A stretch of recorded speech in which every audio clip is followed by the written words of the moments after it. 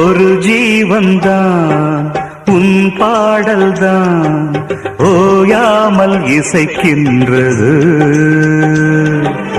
இரு கண்ணிலும் உன் ஞாபகம் உறங்காமல் இருக்கின்றது. பாசங்களும் பந்தங்களும் பிரித்தாலும் பிரியாதது.